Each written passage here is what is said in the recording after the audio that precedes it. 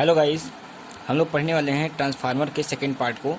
तो हम लोग पहले पार्ट में क्या देखे थे, इसकी बेसिक चीज़ देखे थे ट्रांसफार्मर में कि बेसिक में क्या, जैसे कि ट्रांसफार्मर का जो प्रिंसिपल क्या होता है, ट्रांसफार्मर किस काम में आता है, तो उसके बारे में देखा थे। ट्रांसफार्मर का यूज क्या क्या है, ठीक है। तो बेसिक चीज़ें हमने बताई थी। तो मेनली आपका जो ये चीज़ ध्यान लिखिए कि जो आपका ट्रांसफार्मर होता है वो क्या करता है, इलेक्ट्रिक पावर को ट्रांसफ़र करता है। और इसके मेन दो वर्क होते हैं, वोल्टेज को स्टेप अप करना या स्टेप डाउन करना, ठीक है। तो यहाँ पे हमने देखा क्या, अब देखिए एक चीज़ और जान लिया कॉन्सेप्ट कि जब यहाँ पर हम वोल्टेज को बढ़ाते हैं, नंबर ऑफ टर्न हम बढ़ाकर वोल्टेज बढ़ा रहे हैं, ठीक है। तो यहाँ पे जब वोल्टेज बढ़ता है तो करंट आपका कम हो जाता है, ठीक है। अगर करंट आपका वोल्टेज कम होता है तो करंट बढ़ जाता है। ये अगर ऐसा नहीं होगा तो आपका पावर जो होता है प्राइमरी वाइंडिंग सेकेंडरी वाइंडिंग में कांस्टेंट नहीं होता है, ठीक है। मतलब दोनों में बराबर पावर नहीं हुआ। अगर यहाँ पे क्या होगा, अगर हमारा नंबर ऑफ टर्न बढ़ रहा है तो वहाँ वोल्टेज बढ़ रहा है, अगर वोल्टेज बढ़ रहा है तो वहाँ पर करंट कम हो जाता है। तो यहाँ पर एक क्वेश्चन उठता है कि ट्रांसफार्मर में वोल्टेज बढ़ाने की क्या जरूरत पड़ी, ठीक है। तो ट्रांसमिशन लाइन में हमें क्या होता है, वोल्टेज जब जनरेट होता है कहीं पे जनरेशन में जनरेट जब होता है तो वहाँ से ये क्या होता है, वोल्टेज को बहुत ज़्यादा बढ़ाया जाता है, ठीक है। और ये स्टेशन में भेजा जाता है बहुत ज़्यादा हाई वोल्टेज बढ़ाकर। यहाँ से हमने क्या किया, ट्रांसफार्मर यूज करते हैं और वोल्टेज को काफ़ी बढ़ा देते हैं, जिसकी वजह से क्या होता है कि आपका करंट बहुत कम हो जाता है। और यहाँ पर आपका losses, different type of losses होते हैं, कई टाइप के, वो लॉसेस कम होते हैं, ठीक है। उसके बाद से हम क्या करते हैं, फिर से स्टेप डाउन ट्रांसफार्मर लगाकर उसको कम करते हुए और हमारे घर तक वो पहुँचता हुआ है, ठीक है। तो पहले हमने क्या किया, सबसे पहले स्टेप अप ट्रांसफार्मर यूज किया, उसके बाद से फिर स्टेप डाउन यूज किया, फिर ऐसे करते करते सब स्टेशन में होते हुए हमारे घरों में पहुँचता है, ठीक है। अब देखिए, तो यहाँ हमने देखा कि ट्रांसफार्मर जो होता है उसमें क्या होता है, ये आपका फैराडे के विद्युत चुम्बकीय प्रेरण के सिद्धांत पे काम करता है, ठीक है। इलेक्ट्रोमैग्नेटिक इंडक्शन के प्रिंसिपल पे काम करता है। इसमें दो थे, एक फर्स्ट लॉ, सेकंड लॉ। तो दोनों लॉ के बारे में हमने पिछली वीडियो में डिस्कस किया था। और उसके बाद हमने क्या देखा कि जो ट्रांसफार्मर होता है उसमें दो टाइप के इंडक्शन होते हैं, एक सेल्फ इंडक्शन, म्यूचुअल इंडक्शन, दोनों होता है, ठीक है। अब यहाँ पर हमने क्या देखा कि ट्रांसफार्मर में दो प्रकार की वाइंडिंग है। कंस्ट्रक्शन पार्ट हम देखते हैं, ठीक है। तो देखिए, ट्रांसफार्मर में दो प्रकार की वाइंडिंग होती है, एक होती है प्राइमरी वाइंडिंग, एक होती है सेकेंडरी वाइंडिंग। जिसमें हम सप्लाई देते हैं वो प्राइमरी वाइंडिंग कहलाती है, जिसमें लोड लेते हैं, ठीक है, आउटपुट लेते हैं, वो आपकी सेकेंडरी वाइंडिंग होती है। इसके साथ में हम देखेंगे जो ट्रांसफार्मर होता है उसमें कोर होता है, कोर यूज करते हैं। तो कोर आपका जो होता है वो कैसा होता है, पतली पतली प्लेटें होती हैं। जैसे ये आपका कोर हुआ, इसमें क्या होगा, ये कुछ ऐसा होगा, ये हो गया। और इसमें क्या होगा, ढेर सारी पतली पतली प्लेटें लगी होती हैं। इन्हें लगाकर खूब पतली पतली प्लेटें लगाते हैं और प्रत्येक प्लेट जो होती हैं सब क्या होती हैं, आपस में इंसुलेटेड होती हैं। मतलब एक प्लेट हमने जो यूज कर रहे हैं वो क्या है, इंसुलेटेड होता है, ठीक। पूरी तरह से लिक्विड जो होते हैं, इंसुलेटर होते हैं, वो इस पर चढ़े होते हैं।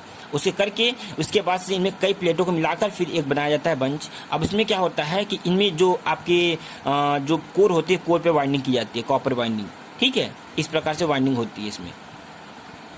अब ये हम पतली पतली प्लेटें क्यों लगाते हैं, क्योंकि यहाँ पर हमारा पावर लॉस कम हो। जैसे कि हमने बात की थी आइडियल ट्रांसफार्मर की, तो आइडियल ट्रांसफार्मर में क्या होता है, पावर आपका कांस्टेंट होता है।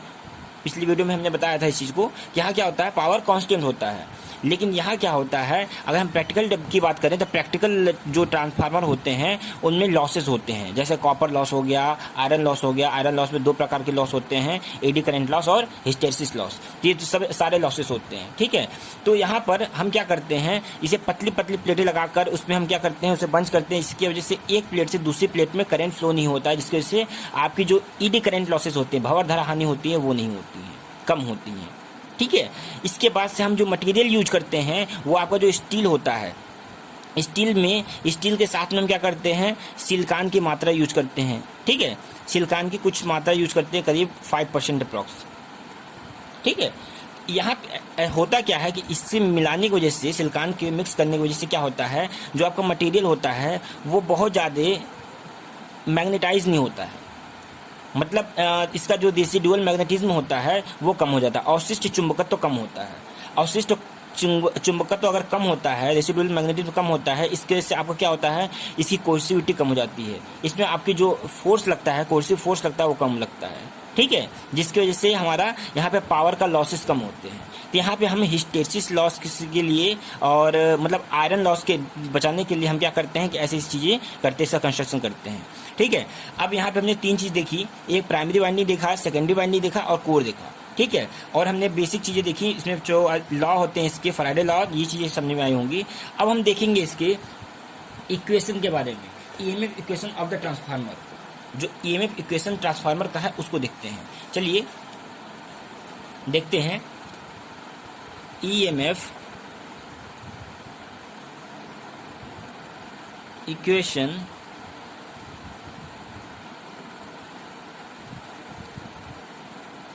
Of a transformer.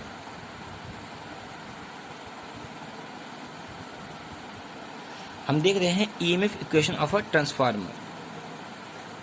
देखिए ट्रांसफार्मर में जो आपका ईएमएफ होता है वो कुछ क्वांटिटीज पे डिपेंड करता है, ठीक है।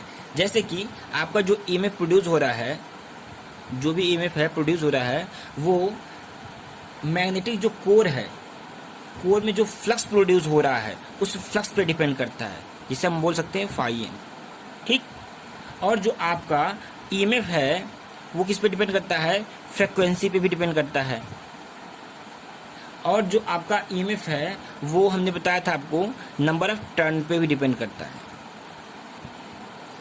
ठीक है। इन तीनों इक्वेशन से, मान लो इक्वेशन 1 है, ये 2 है और ये 3 है, इन तीनों इक्वेशन से हमें क्या मिलता है कि E is directly proportional to phi M F into N. अब देखिए मान लेते हैं कि जो आपकी प्रत्येक साइकिल है, जो भी ईच साइकिल है वो मतलब एक साइकिल कंप्लीट करता है। जैसे मान लो ये साइकिल है, ये पूरी साइकिल कंप्लीट करता है, ठीक है। तो एक साइकिल कंप्लीट करने में वो क्या होता है, 4 टाइम 0 होता है। 0 मतलब 4 टाइम, जैसे एक साइकिल पूरी कंप्लीट कर रहा है,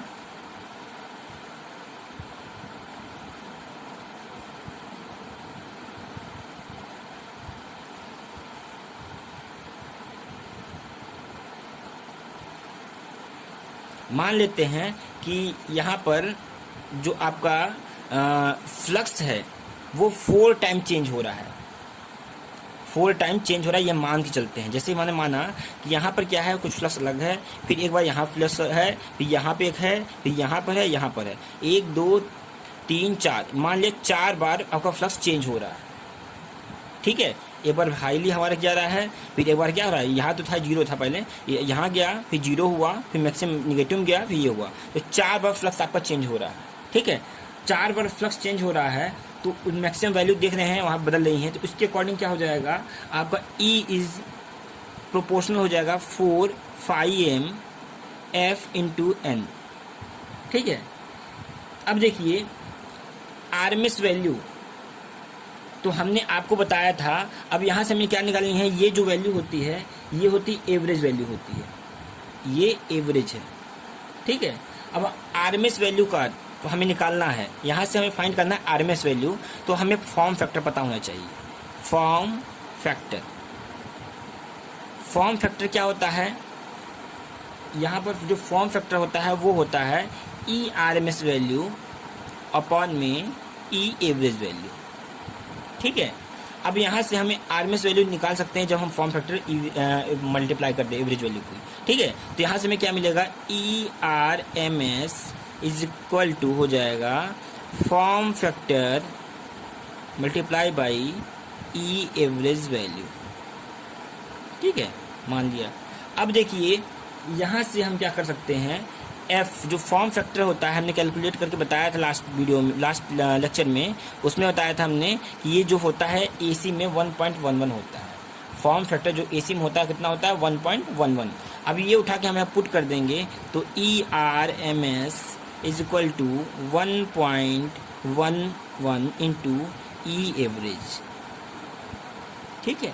अब ई एवरेज वैल्यू हम यहाँ पुट कर सकते हैं फ्रॉम इक्वेशन 4, तो क्या हो जाएगा ERMS क्या हो जाएगा 1.11 इंटू 4πmF इंटू n। अब यहाँ से देखिए 4 से मल्टीप्लाई करने में क्या मिलेगा हमको ERMS is equal to 4.44 5mF into n।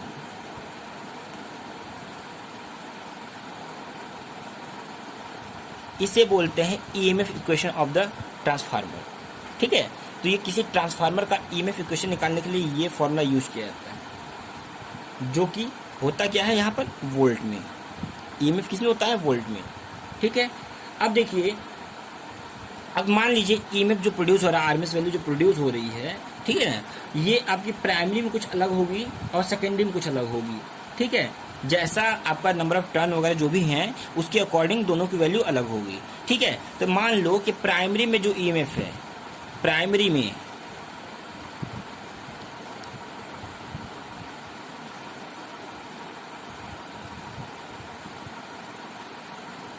Primary coil की बात करें तो यहाँ पर EMF EP कितना हो जाएगा आपका 4.44 5mF इंटू n क्या हो जाएगा 1।